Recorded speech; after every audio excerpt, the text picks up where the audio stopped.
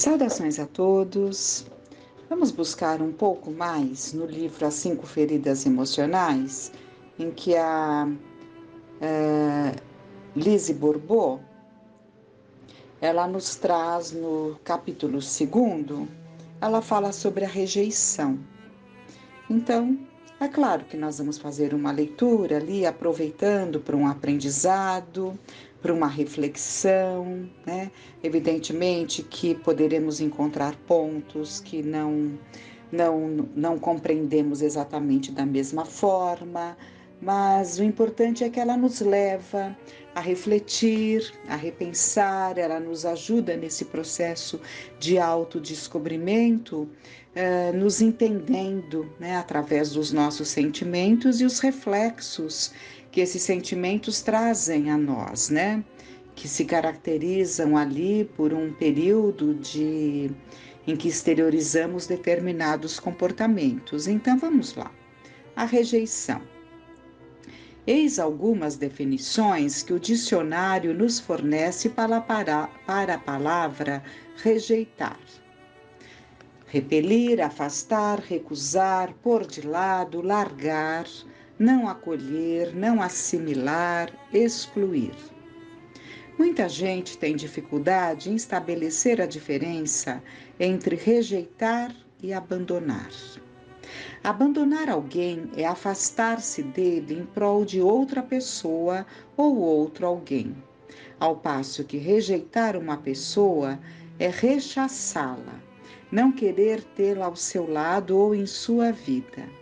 Aquele que rejeita usa a expressão eu não quero, enquanto que o que abandona prefere dizer eu não posso. A rejeição é uma ferida muito profunda, pois aquele que sofre por causa dela se sente rejeitado em seu ser e principalmente em seu direito de existir. Entre as 5 feridas, ela é a primeira a se manifestar na vida de uma pessoa. A alma que regressa à Terra com o objetivo de trabalhar essa ferida vive a rejeição desde o nascimento e muitas vezes antes mesmo de nascer. Tomemos o exemplo do bebê não desejado, aquele que chega, como se costuma dizer, por acidente. Se a alma desta criança não quitar o sentimento de rejeição, ou seja, se não conseguir ficar bem e ser ela mesma, apesar desse sentimento, o bebê viverá necessariamente tal rejeição. Um exemplo flagrante é o caso do recém-nascido que não é do sexo desejado pelos pais. Existem naturalmente outras razões pelas quais um dos pais rejeita o filho. O importante aqui é perceber que só as almas com necessidade de viver essa experiência serão atraídas para um ou ambos os pais que rejeitarão o filho. A partir do instante em que o bebê passa a se sentir rejeitado, ele começa a fabricar uma máscara. Nas inúmeras regressões ao estado fetal a que assisti, pude observar que a pessoa acometida da ferida da rejeição via-se muito pequena no ventre da mãe, ocupando um espaço bastante exíguo e escuro. Isso me confirmou que a máscara pode começar a se forjar antes mesmo do nascimento. Chamo sua atenção para o fato de que, ao longo do livro, utilizarei o termo escapista para designar a pessoa que padece da rejeição. A máscara do escapista é a nova personalidade, o caráter desenvolvido para evitar sofrer a rejeição. Essa máscara é reconhecida fisicamente por um corpo escapista, isto é, um corpo que parece querer desaparecer. Esse corpo é estreito e contraído, o que permite que ele se esquive ou não se mostre muito presente ou visível num grupo. É um corpo que evita ocupar muito espaço, semelhante ao escapista, que tentará a vida inteira se ofuscar. Quando temos a impressão de que quase não há carne sobre os ossos, que a pele aparenta estar grudada ao esqueleto, podemos deduzir que a ferida da rejeição é ainda maior. São questões, né? São questões que ela coloca para nós analisarmos, para chegarmos às nossas conclusões, né? Fazem muito sentido, né? Fazem muito sentido, porque o nosso corpo acaba traduzindo aquilo que sentimos, né? E quando ela fala aqui desse corpo quase sem carne, como a querer ocultar-se, né? Que ela chama dos escapistas, é muito interessante. O escapista, continua ela, é uma pessoa que duvida de seu direito à existência e que parece não ter encarnado completamente. Isso explica sua aparência um tanto fragmentada, incompleta, como se as partes do corpo não se encaixassem. O lado direito do corpo, ou do rosto, por exemplo, pode ser muito diferente do esquerdo. Tudo isso é facilmente perceptível, mesmo que saibamos que é muito raro encontrar alguém cujos dois lados do corpo sejam idênticos. Um corpo fragmentado é aquele em que se tem a impressão de que falta algo. As nádegas e os seios são diminutos. O queixo é quase inexistente. Os tornozelos são muito menores que as panturrilhas. Isto também pode se manifestar pela desarmonia entre as partes superior e inferior do corpo. Por vezes, tem-se a sensação de que a pessoa parece dobrar-se sobre si mesma. Seus ombros se voltam para a frente e os braços se mantêm quase sempre colados ao corpo. Temos igualmente a impressão de um bloqueio no crescimento deste corpo, como se uma parte não tivesse a mesma idade que o restante, como um adulto no corpo de criança. Ela está nos passando aqui constatações durante anos e anos de observação, né? Então é importante que analisemos, consideremos e, se nos sentirmos parte desta situação, é trabalhar a causa, né? Então ela nos aponta que a causa é a rejeição. Então é preciso que detectemos os nossos sentimentos, né? Para que consigamos diluí-los, como nos ensina a Joana de Ângeles. Então, é muito interessante essas características que ela vai trazendo, né? Porque é uma forma, sim, é uma forma de nós nos identificarmos, né? Uma forma de nós nos autodescobrirmos para alcançar a causa. Tudo isso fruto da sua observação. Quando você vir alguém com um corpo desproporcional que desperte sua compaixão, pode ter certeza de que essa pessoa sofre de uma ferida de rejeição. A alma, aliás, escolheu esse tipo de corpo antes de nascer, a fim de se colocar numa situação propícia a superar essa ferida, né? Interessante, ela coloca aqui coisas que nós depreendemos do nosso aprendizado, né? A própria alma, ela interfere ali nós sabemos que quando após a concepção, né, o espírito participa, a alma reencarnante, o espírito reencarnante, ele participa ali da composição, da formação do seu corpo físico, né? E nisso ele imprime determinados caracteres, né?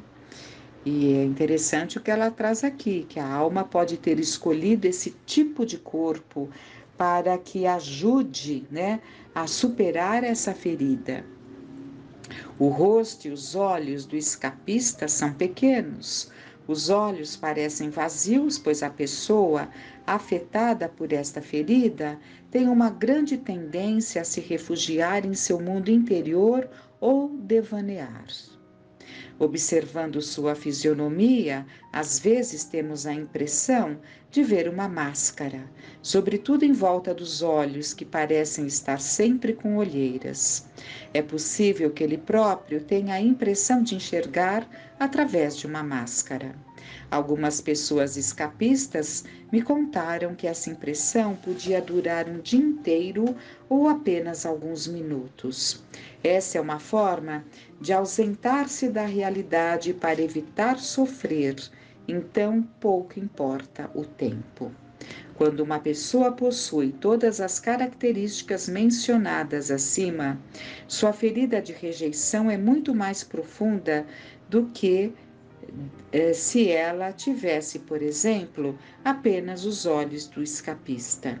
Quando o corpo de alguém revela cerca de 50% das características físicas do escapista, podemos deduzir que ele utiliza sua máscara para se proteger da rejeição cerca de 50% do tempo.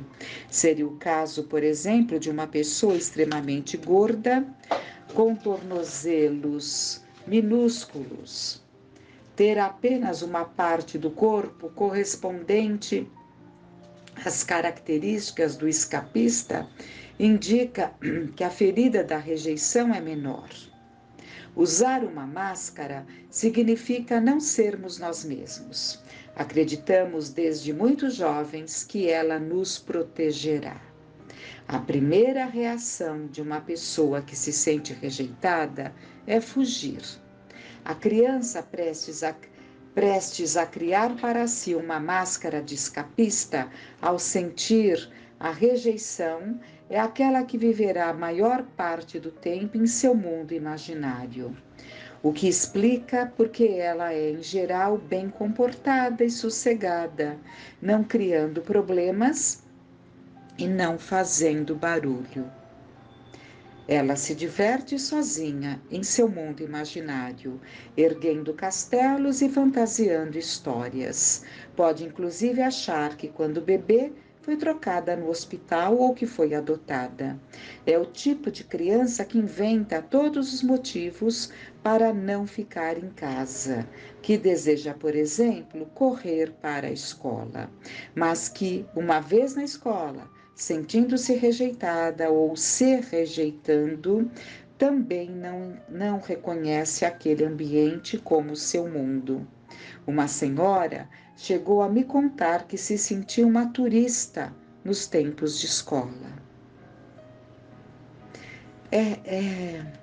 Essas questões são muito complexas, né?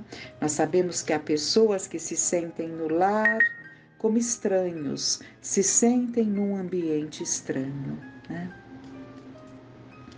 Na verdade, porém, esse filho de criança quer que percebamos, na verdade, porém, esse tipo de criança quer que percebamos que ela existe, não acreditando muito em seu direito de existir. Como exemplo disso, penso numa garotinha que se esconde atrás de um móvel no momento em que seus pais estão com visitas em casa. Ao constatarem sua ausência, todos se põem a procurá-la, mas mesmo vendo a preocupação geral, ela não deixa seu esconderijo e rumina: não quero que me encontrem. Quero que eles se deem conta de que existo.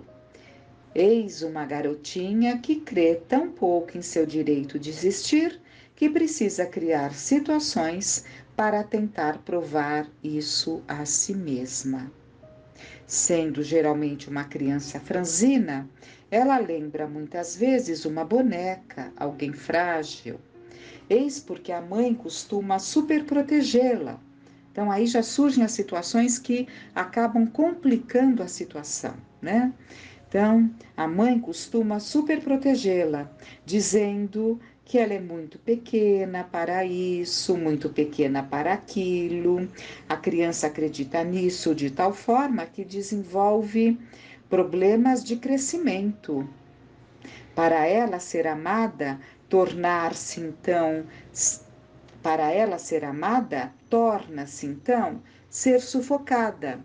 Mais tarde, sua reação será rejeitar ou fugir quando alguém a amar, pois terá medo desta sufocação.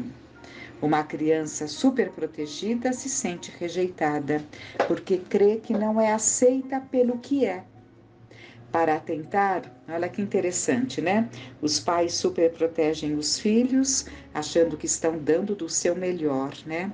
E na verdade estão ali cavocando uma ferida da rejeição, mostrando que ela não é aceita como ela é, por isso que ela precisa de tanta proteção, de tantos cuidados. Para tentar compensar, continua ela, para tentar compensar sua compleição franzina, os outros procuram fazer e pensar tudo por ela, e em vez de se sentir amada nessas circunstâncias, a criança se sente rejeitada em suas capacidades. Seu desprendimento com relação às coisas materiais lhe cria dificuldades na vida sexual. Ela pode acabar acreditando que a sexualidade interfere na espiritualidade. Várias mulheres escapistas já me disseram que julgavam que o sexo não era espiritual, sobretudo depois que se tornaram mães. Quando ficam grávidas, é comum os maridos se recusarem, inclusive, a fazer amor com elas. As pessoas escapistas têm dificuldade em conceber sua necessidade de sexualidade como um ser humano normal. Ou atraem situações em que são rejeitadas no plano sexual pelo parceiro, ou se distanciam completamente da própria sexualidade. A ferida da rejeição é vivida com o genitor do mesmo sexo.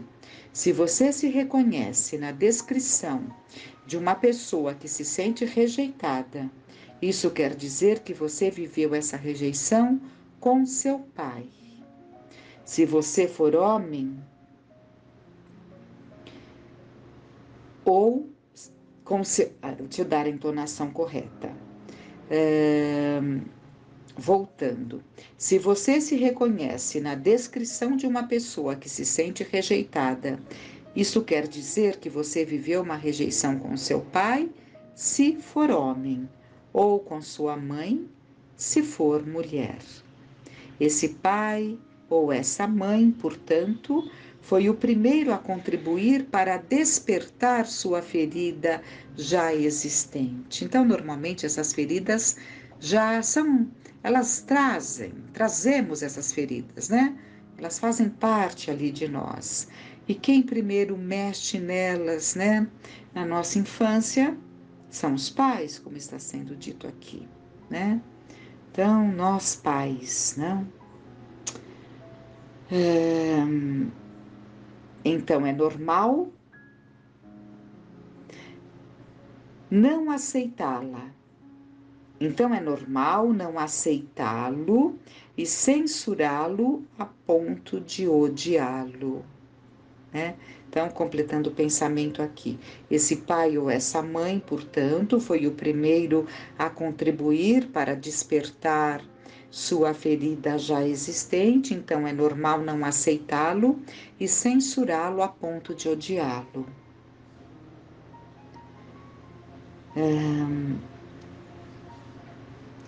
Ela coloca uma nota aqui: o genitor do mesmo sexo tem como função nos ensinar a amar, a nos amar e a dar amor. O genitor do sexo oposto nos ensina a receber amor. Muito interessante. Continuando o texto, ao não aceitar aquele de seus pais que tem o mesmo sexo que o seu, também é normal decidir não elegê-lo como modelo. Se você se julga com essa ferida, essa não aceitação explica suas dificuldades em se aceitar e se amar.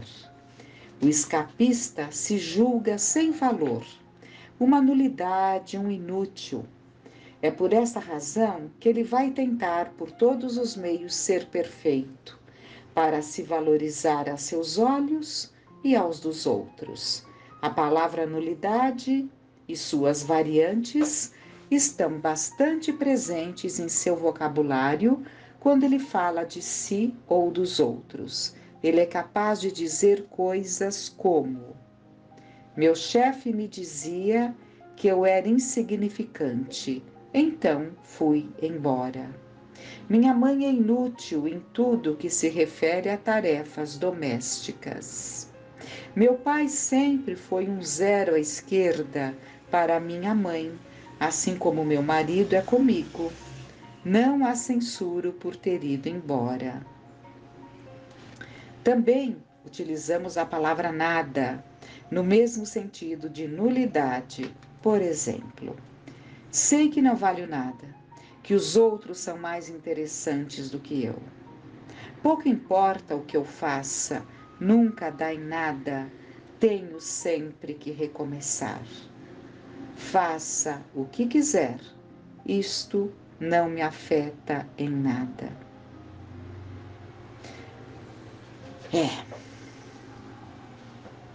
É muito a refletir, né? Muito a refletir e finalizando, sempre lembrando que nós temos o maior psicoterapeuta do mundo, né? Do mundo, do universo, de toda a criação, o maior psicoterapeuta, usando um termo da terra, porque é muito pequeno para ele, para o nosso Mestre Jesus, né?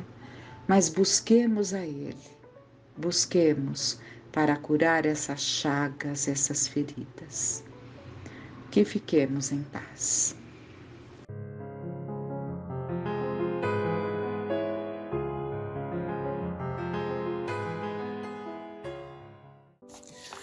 Olá a todos.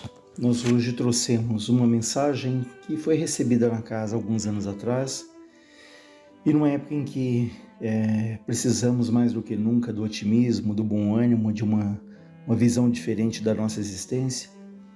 Essa mensagem acho que vem a nos levar a uma reflexão bastante interessante e importante.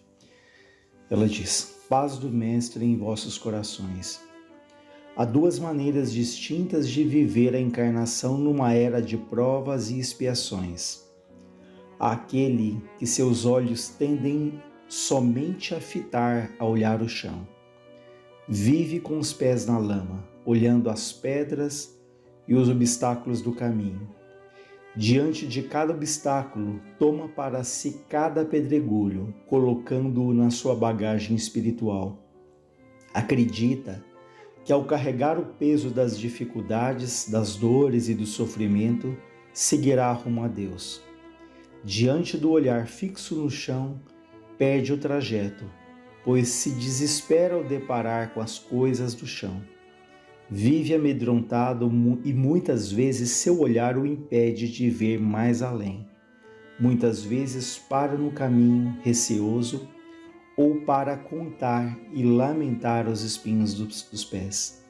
Então vejam que ele inicia dizendo que há duas maneiras distintas de ver a nossa existência aqui na Terra, num mundo que é de provas e expiações, né? Que naturalmente temos as nossas alegrias, mas é inerente ao nosso planeta ainda termos muitas lutas, os desafios, né? Que trazemos aí até de outras vidas. E uma das maneiras é essa de olhar para o chão, de olhar ali, carregar pedras, né? Acreditando que isso aí é agradável a Deus. Talvez isso tenha até, talvez não, isso tem uma parcela aí da própria educação religiosa que fomos ali aprendendo ao longo do tempo, que quanto mais sofremos, mais nós somos bons aos olhos de Deus, o que não é verdade, né? O que define de fato o nosso crescimento é o aprendizado, é a assimilação, vejam, assimilação das experiências pelas quais passamos. Porque podemos chegar do outro lado e falarmos: eu passei por isso, eu passei por aquilo, eu sofri, eu tive problemas gravíssimos, doenças sérias. No entanto, a grande pergunta a ser feita é: o que nós aprendemos com essas experiências, o que isso fez mudar ali os nossos sentimentos, nos tornamos espíritos melhores, mais simples, mais leves, mais humildes? Essa é a grande pergunta. E é interessante essa metáfora de olhar para baixo, olhar somente para as pedras, de carregar as pedras, porque na medida em que nós vamos carregando ali essas pedras que estão no chão, isso vai pesando, a nossa caminhada se torna mais difícil, mais lenta, E quando ele fala que nós paramos no caminho para contar os espinhos dos pés. Isso é bem interessante também, porque na estrada de todos nós há os espinhos, Então, ele cuidado para que nós não paremos ali e nos tornando vítimas e nos tornando pessoas que reclamam o tempo inteiro, ao invés de tirar aqueles espinhos que nos provocam a dor e seguir a caminhada, às vezes a gente fica olhando ali para eles, contando, olha quantos espinhos eu carrego, quantas dores eu tenho. E com isso criamos ali um sentimento muito negativo de autopiedade, e assim como também queremos que as pessoas tenham piedade de nós. E então essa é uma maneira de ver a nossa existência, a nossa encarnação. E ele vai falar da outra maneira de viver a encarnação. A outra maneira de viver a encarnação é aquela cujo olhar está para frente e para o alto. Vê o caminho e consegue muitas vezes enxergar o além, podendo muitas vezes desviar-se de obstáculos perigosos. Sua visão contempla as estrelas e confia que Deus o conduzirá. Fita, observa o sol e como numa prece se entrega ao Criador, mas sempre a caminhar. Respira o ar profundo que das árvores provém, contempla o horizonte e o infinito, e passa por cada pedra e obstáculo sem carregá-lo para si, pois compreende que são oportunidades de trabalho. Observa e aproveita cada dificuldade, cada dor, cada sofrimento como uma lição de Deus. Por olhar à frente, vê o agora e mais adiante, acreditando que o melhor está por vir. Não vive de ilusões, pois olhar para a frente é enxergar com mais exatidão os obstáculos do caminho.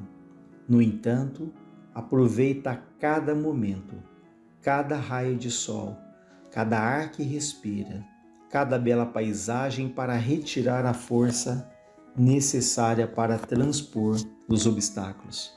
Então vejam que interessante essa outra visão de encarar a existência, Não mais olhar para baixo, não mais fixar o olhar ali no chão, no solo, carregando pedras, mas começar a levantar a cabeça, olhar para frente. Na medida em que olhamos para frente e para o alto, qual é a nossa visão? Nós começamos a ver também as árvores, Ele fala não só ver as árvores, mas observar, contemplar, absorver e sentir ali o ar ali nos nossos pulmões. Começamos a observar o sol, as estrelas, Enfim, temos uma visão muito mais à frente, que temos ali uma visão de qual do nosso ideal, daquilo que nos aguarda, essa esperança de que o melhor está por vir se fizermos o nosso melhor hoje, ou tentarmos pelo menos fazer o nosso melhor hoje, e não carregar essas pedras como na outra visão. Por quê? Porque confia em Deus, mais uma vez, a frase que sempre usamos, nenhuma folha cai de uma árvore sem que o Pai, sem que Deus o permita. Então, claro, tendo a visão ali do chão, do solo, mas também ampliando a nossa visão, olhando mais as árvores, olhando mais para o lado, para o alto. Aqui nessa metáfora, olhando as árvores, olhando o sol, as estrelas, que isso também é um fato, a observação da natureza, essa integração, ela alimenta a nossa alma, alimenta o nosso espírito, mas também essa imagem da esperança, da fé, da confiança, de não nos fixarmos tanto nas dificuldades, encarando como oportunidades, como ele diz, oportunidades de aprendizado. Assim somos nós, meus caros, ou nos fixamos ao chão, ou nos atentamos à frente e ao alto, cada um segundo as suas escolhas. Essa reflexão serve para todos que lutam diariamente com as próprias sombras, muitas delas existentes dentro de nós mesmos, dando vazão a companheiros que nos querem mal. Então, cada um de nós, ao longo da vida, fazemos as nossas escolhas, né? E, como ele fala, lutando ali com as sombras, principalmente aquelas sombras que permanecem dentro de nós, né? Nós somos aí esse mix, né, de qualidades, de conquistas, mas todos temos ali as nossas sombras, né? E alimentar essa sombra acaba dando vazão ali também a espíritos que nos querem mal. Uma vez mais nós lembramos daquele exemplo lá que perguntaram para uma pessoa como ela era, e ela dizia que dentro dela havia dois lobos, né? Dois lobos que lutavam, que se gladiavam, que disputavam espaço dentro dela. Um lobo era bom, sereno, ponderado, mais equilibrado. O outro já era intempestivo, agressivo, né? E perguntaram, mas na luta desses dois lobos, quem é que vence essa luta? E essa pessoa disse, aquele que eu alimento mais. Deixando claro que todos nós trazemos essa luta interna, né? Mas como diz o texto, qual tem sido a nossa escolha? Ou trazendo para essa história, qual é o lobo que temos alimentado mais? O lobo da fé, da esperança, da paciência, né? E quando se fala em fé, a fé em Deus, a fé em si mesmo, essa compreensão, né, de que procuremos fazer ali o melhor que nos cabe sem exigir tanto do outro, ou temos alimentado o outro lobo, o lobo do ataque, da impaciência, da falta de confiança, do desânimo. Então é uma reflexão bastante interessante, mas tendo consciência que trazemos os dois lados, né? Nem um extremo nem o outro, nem aquele que se acha a última das criaturas, que se acha uma criatura que não tem jeito, que a vida não tem solução, que não tem esperança, e nem aquele outro extremo daquela pessoa que se acha ali um espírito muito evoluído, um missionário até, né? Indo para um caso mais extremo, né? De que a todas as pessoas que estão erradas, nós é que estamos certos. Então esse ponto de equilíbrio, como diria Frei Fabiano, não se achar nem melhor, nem pior do que ninguém. No fundo, somos todos filhos ali do mesmo Pai, né? Esse é um exercício, um pensamento diário que deve permear ali as nossas reflexões. Hora outra, ele continua dizendo, nos deparamos somente olhar para o chão, contando as pedras, carregando todas as pedras em nossos ombros, pesando de tal forma que o nosso olhar pesará para baixo, para o chão. E diante de tanta estrela nos guiar e amparar, perdemos a chance de contemplar o sol, vislumbrar-nos com a beleza da vida, passar pelas provas com sabedoria. Vejam que importante, passar pelas provas com sabedoria é aproveitar as lições intrínsecas contidas em cada situação. Carregar pedra e obstáculos nos fará espíritos pesados. Confiemos na providência divina, mesmo no momento em que devemos fazer a parte que nos cabe.